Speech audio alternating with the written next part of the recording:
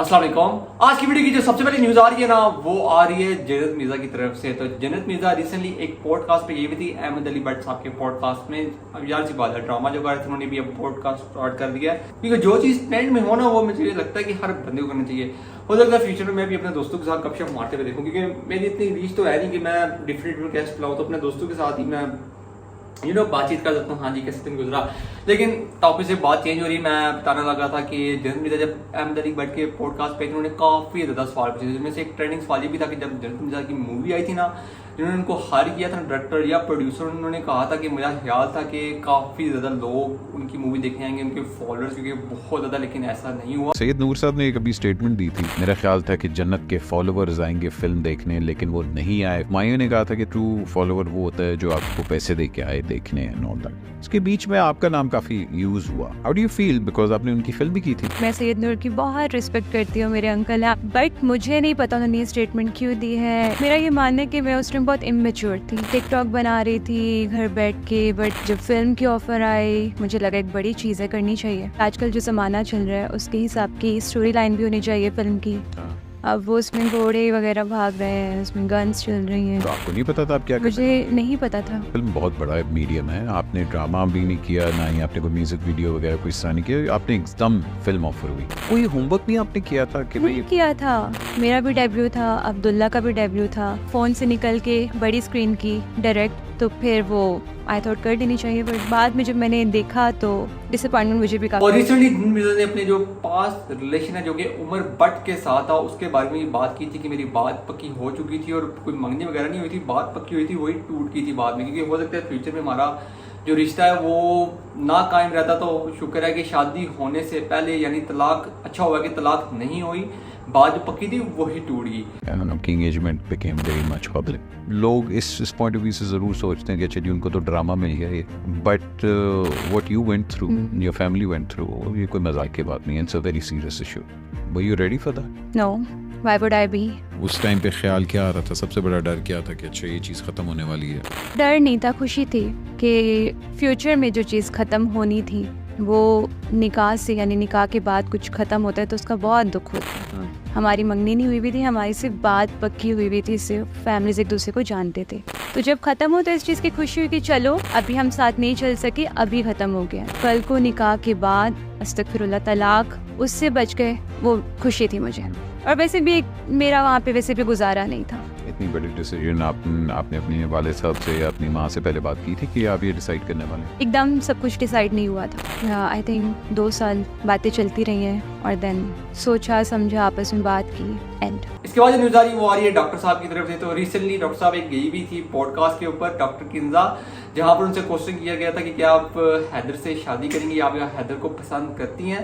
तो इनका जवाब उन्होंने बड़ा फनी वे में दिया था, आप वो क्लिप देख लें। शायद है कि आप हैदर से शादी कब कर रही हैं? ओह माय गॉड, मैं क्या करूं। अल्लाह तौबा, अल्लाह ताला भाई उसकी शादी अच्छी कराए, बहुत अच्छी जगह आपसे कराए। नहीं कराएगी। वैसे वो बर्दाश्त नहीं कर सकेगा मुझे। आपके लिए बंदा डबल टॉम बॉय चाहिए जो पूरा आपको देखो बर्दाश्त मैं करे। सोच चल गया ये चीज़ ठीक है। तो वो 7-8 महीने हो गए अब हमने एक शूट किया था, ब्राइडल शूट था। उसके बाद से वो इतना लोगों को वो पसंद आ गया कि वो मेरे यूट्यूब, और स्टिल भाई अब तो छोड़ दो भैया, 8-9 महीने हो गए, तो वो स्टिल नीचे शादी, हैदर शादी कर ले, प्रपोज कर दें, ये कर दे, वो कर दे। पहले तो बात मैं क्यों करूं? ठीक है। ठीक है। और दूसरी बात कि यार मतलब प्लीज ये चीज बंद कर दे, ऐसा कुछ भी नहीं है। It was just a shoot and he is doing good, माशाल्लाह, अल्लाह ताला उसको तरक्की दे। हम अपना लगे हुए हैं, वो अपना लगे हुए हैं, दैट्स इट। क्या इरादे पे शादी करनी है आपने, नहीं करनी? या उस टाइप की एक्सट्रीम कोई फेमिनिस्ट? ऐसा मिला जैसे तुमने अभी बताया है। अच्छा।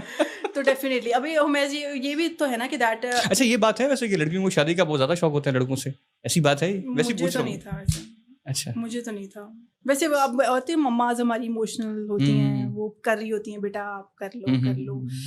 रिसेंटली नादिर अली भी एक पॉडकास्ट पे गए हुए थे और जहाँ पर उनसे ये क्वेश्चन किया गया था कि जो आपके प्रैंक्स हैं वो रियल होते हैं और फेक होते हैं। जहाँ पर नादिर अली ने जवाब दिया था कि मैंने इतने ज़्यादा प्रैंक्स बना दिए हैं कि इतने ज़्यादा प्रैंक्स धीरे बनाना बहुत ज़्यादा डिफिकल्ट होता है। उसमें से कुछ प्रैंक्स मेरे फेक भी हैं। उन्होंने कोई परसेंटेज नहीं बताई कि कितनी रेशियो है फेक्स और रियल की, लेकिन उन्होंने इस बात का ज़रूर इतराफ़ किया कि इसमें जो प्रैंक्स हैं वो फेक भी होते हैं। काफ़ी सारे लोगों ने कॉन्सेप्ट बनाया हुआ है कि जो भी आप प्रैंक्स करते हैं वो प्री प्लान होते हैं या फेक होते हैं? आपको क्या लगता है? देखने में तो ऐसा नहीं लगता। खत्म हो गई बात, बिल्कुल ठीक आपने ही है। जवाब दे दिया। और बताएं, अच्छा। बात ये है कि इंटरटेनिंग होना चाहिए और इससे बेहतर बात ये है कि फैमिली ओरिएंटेड और होना फेक है या चाहिए। नहीं है? हैं? फेक नहीं है। देखिए बहुत सारे, अब तो मुझे तो याद पड़ रहे हैं कि मैंने 1300-1400 के करीब प्रैंक्स किए हैं। 1300-1400। अब उसमें मुझे ये आइडेंटिफाई करना कौन सा फेक है और कौन सा रियल है, ये मुश्किल हो बीच में जाएगा। हुए होंगे 1-2।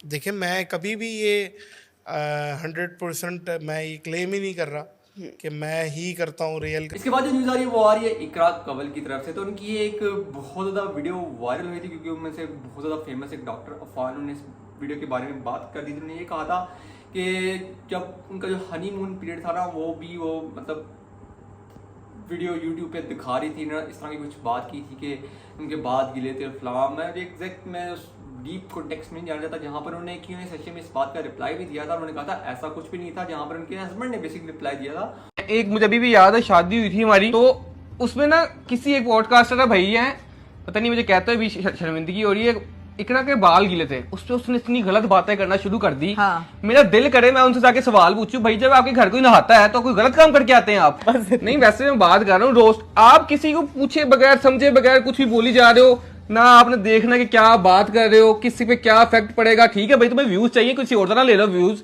एटलीस्ट वो किसी को डिग्रेड करके व्यूज तो नहीं ना ले रही, किसी के बारे में दिल जाहिर तो नहीं ना कर आई रही। Never speak hate about anyone. मैंने कभी किसी के बारे में ना सोशल मीडिया पे बुरा कमेंट किया, कोई ना भी बात उठता है रोस्ट करना शुरू हो जाता है। भाई तुम्हें व्यूज चाहिए ना, तो भाई तुम किसी तरह और व्यूज ले लो या कोई अच्छा काम करके भी ले लो। किसी नहीं, को सिंपल कोलैबोरेशंस कर लो भाई। क्या यार लोग हमारे आप दोस्तियां ना भी हैं। फिर बाद में खुद हाँ। परमिशन भी ले रहे होते हैं बाद में कि यार बहुत अब बाद फिर डर में। लग जाता है कि स्ट्राइक ना आ जाए, कुछ ना हो जाए। हाँ। तो मेरा भाई इनके लिए आप अपनी देखें, रोस्टिंग करना बड़ा आसान है, यानी कि किसी को बोलना बहुत आसान है, उसके पीछे जो उसकी मेहनत है ना वो आप लोगों को नजर नहीं आती। तो आज के लिए मेरे पास बस यही न्यूज़ थी। अगर आपको वीडियो पसंद है तो इस वीडियो को लाइक करना, चैनल को सब्सक्राइब करना। मिलेंगे आपसे तक नई वीडियो में, अपने ध्यान रखना, अल्लाह हाफिज़। अगर यहाँ तक पहुंची गई है ना, तो मैंने जैज का इजी पैसा का नंबर दिया हुआ है, अगर आप मेरे चैनल को सपोर्ट करना चाहते हैं तो आप सपोर्ट भी कर सकते हैं। थैंक यू, अल्लाह हाफिज़।